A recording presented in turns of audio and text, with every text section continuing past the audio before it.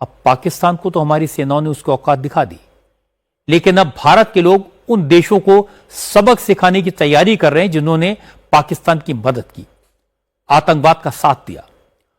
Operation सिंदूर के दौरान Turkey और अजरबैजान ने खुलकर पाकिस्तान का साथ दिया। इसलिए अब देश इन दोनों मुल्कों के खिलाफ जबरदस्त गुस्सा दिखा रहा है।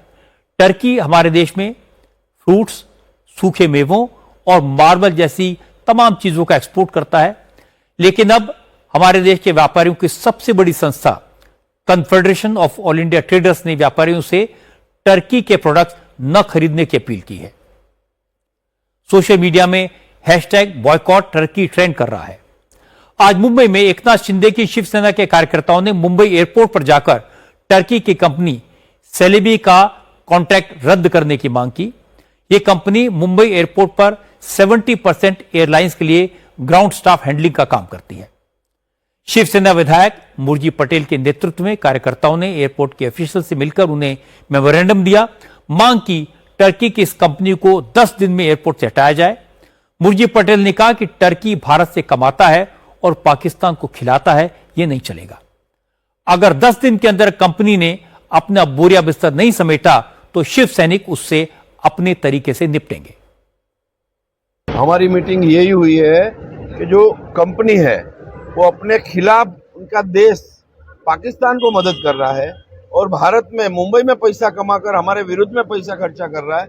इसके लिए आज हमारे नेता एकनाथ राव शिंदे जी के नेतृत्व में हमने मोर्चा लिया और एयरपोर्ट अथॉरिटी को हमने ताकीद दी है कि 10 दिन के अंदर इसके ऊपर कार्रवाई होनी चाहिए। अगर 10 दिन में कार्रवाई नहीं हुई तो 10,000 लोगों का मोर्चा हम एयरपोर्ट में लाएंगे और कंपनी को यहां से भगा के रहेंगे। टर्की, जिसका नया नाम तुर्की है, उसकी इकोनॉमी में टूरिज्म सेक्टर का बड़ा रोल है। हर साल ऑन एन एवरेज 3 लाख भारतीय टूरिस्ट टर्की जाते हैं। इससे टर्की को करीब 3,000 करोड़ की कमाई होती है। लेकिन अब हमारी टूरिज्म कंपनियां, ट्रैवल ऑपरेटर्स टर्की की बुकिंग लेना बंद कर चुके हैं। जो बुकिंग हुई थी वो कैंसिल की जा रही है। पिछले एक हफ्ते में टर्की और अजरबैजान की बुकिंग में 60% की गिरावट दर्ज की गई, जबकि इस दौरान इन दोनों देशों की यात्रा के लिए कैंसिलेशन 250% तक बढ़ गया। अभी जो सिचुएशन चल रही है, जिसके अंदर इंडिया और पाकिस्तान की ऑलमोस्ट वॉर लाइक सिचुएशन हो गई थी, जिसमें टर्की और अजरबैजान ने डिसाइड किया कि वो पाकिस्तान की साइड देंगे, तो इस वजह से हमने डिसाइड किया था, we were the first one to decide कि हम एक ट्रैवल कॉशनरी डालेंगे। कोई भी आदमी टर्की या फिर अजरबैजान जा रहा है तो वो 2 बार सोच के जाए, बहुत जरूरत है तभी जाए। और उसका भी रीजन ये है कि बहुत सारे लोगों का हॉल्ट होता है। जो भारतीय फिल्म इंडस्ट्री है उसके लिए भी टर्की ड्रीम डेस्टिनेशन है। इस्तांबुल और टर्की के दूसरे शहरों में हमारी बहुत सी फिल्में शूट की गई हैं। लेकिन अब federation of western India cine employees ने एंटरटेनमेंट इंडस्ट्री से तुर्की का बॉयकॉट करने की अपील की है। फेडरेशन के president film director Ashok Pandit ने कहा कि फिल्म इंडस्ट्री को तुर्की के रुख से बहुत चोट पहुंची है। जो देश के दुश्मन का दोस्त है, भारत की फिल्म इंडस्ट्री उसके साथ नहीं है। इस अपील का असर दिखाई दिया। गदर और गदर 2 जैसी सुपरहिट फिल्मों के डायरेक्टर अनिल शर्मा अपनी अगली फिल्म टर्की में शूट करने वाले थे। स्क्रिप्ट तैयार थी, लेकिन अब बदले हालात में उन्होंने टर्की में अपनी फिल्म शूट न करने का फैसला किया। मेरा मन, टर्की एक बहुत ही ब्यूटीफुल लोकेशन है। पिछले दिनों टर्की के बहुत सीरियल भी देखे तो टर्की से एक लगाव सा भी था, तो मन था टर्की में शूट करने का। लेकिन अब हालात ऐसे हो गए हैं कि अब एज ए डायरेक्टर कितना भी मन हो, लेकिन आप भारत में रहते हैं तो भारत के मित्र के साथ आप मित्र हैं और भारत का जो मित्र नहीं है उसके साथ मित्र नहीं है। इसलिए फिलहाल तो मैं नहीं सोच। कौन सी फिल्म के लिए प्लान कर रहे थे सर आप? वो अभी स्क्रिप्ट चल रही थी तो उसमें टर्की इन्वॉल्व हम कर रहे थे, लेकिन अब नहीं करेंगे, कुछ और कर देंगे। भारत ने अप्रैल 2024 से फरवरी 2025 के बीच तुर्की से करीब 25,000 करोड़ रुपए के प्रोडक्ट्स इंपोर्ट किए। इसमें मार्बल, एप्पल, सब्जियां, dry fruits, cement, mineral oil, chemicals, मोती, आयरन और स्टील शामिल है।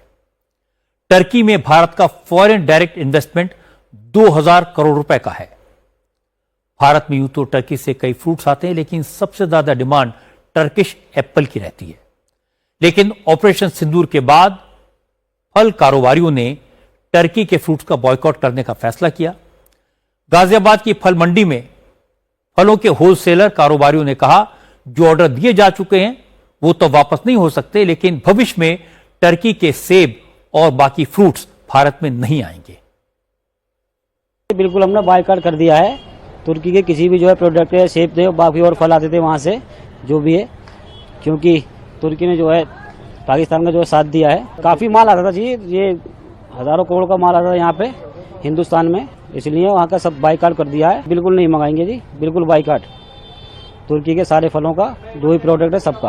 पाकिस्तान का सपोर्ट कराया तुर्की ने, तो तकरीबन 1200-1400 करोड़ का व्यापार तुर्की से सेब का होता है हमारा, इंडिया का, फ्रूट्स का और सेब का, और 2-4 चीजें हैं उसमें, 2-3 फ्रूट और आते हैं तुर्की से। तो हम लोगों ने ये डिसाइड कराया कि जैसे कि इसने पाकिस्तान का सपोर्ट किया है, तो यानी कि तुर्की ने भी आतंकवाद का सपोर्ट किया है। तो इसलिए हमने उससे जितना भी अपना व्यापारिक संबंध है सब तोड़ने का फैसला लिया है, और तकरीबन तोड़ ही चुके हैं। हम नहीं चाहते कि कोई भी देश जो है वो हमारे से पैसे कमा के हमारे ही खिलाफ इस्तेमाल में करे। कारोबारी कोई भी हो, भावनाएं सबकी एक हैं। ड्राई फ्रूट्स एसोसिएशन ने भी टर्की का बॉयकॉट करने का ऐलान किया। टर्की से हर साल करीब 10,000 करोड़ रुपए के हेजलनट, खसखस, पिस्ता जैसे ड्राई फ्रूट्स इंपोर्ट होते हैं। पुणे के ड्राई फ्रूट कारोबारियों ने कहा, अब टर्की के ड्राई फ्रूट नहीं बेचेंगे।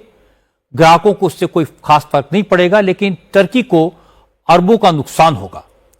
कारोबारियों ने कहा कि भारत का कंज्यूमर मार्केट बहुत बड़ा है और अब इस मार्केट में हर साल करीब 10,000 करोड़ के टर्किश प्रोडक्ट्स के लिए कोई जगह नहीं होगी।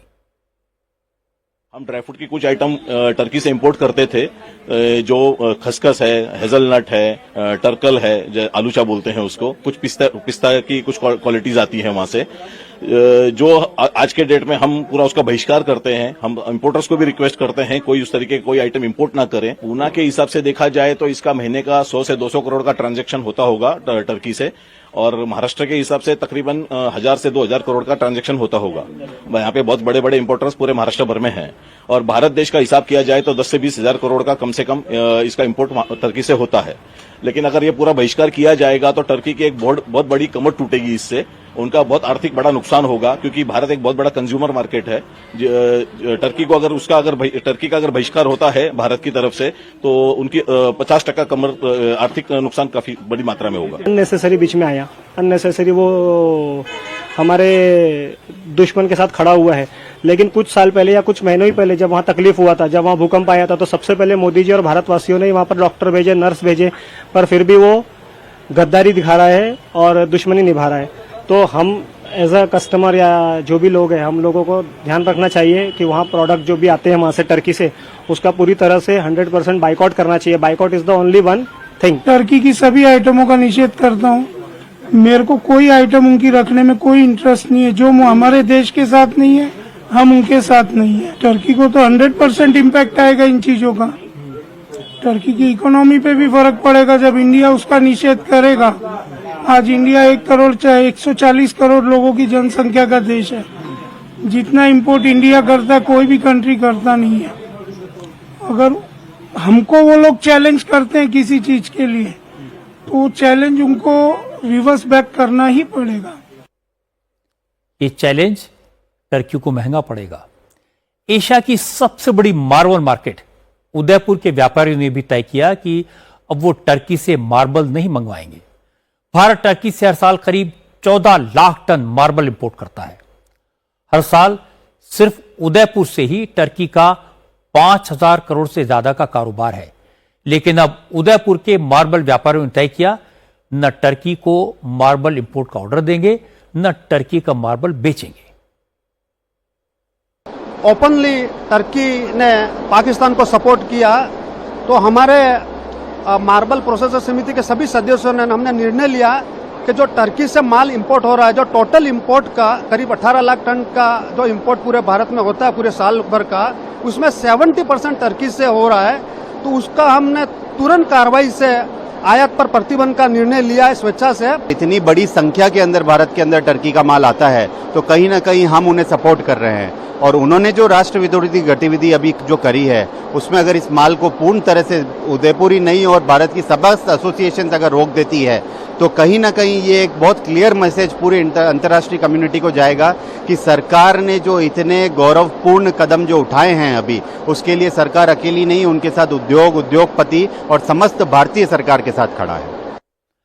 भारत के लोगों ने पिछले साल टूरिज्म के जरिए टर्की और अजरबैजान को 4,000 करोड़ रुपए दिए। वहां के होटल्स, वहां की एयरलाइंस, वहां के शॉपिंग सेंटर्स, सबको फायदा पहुंचाया।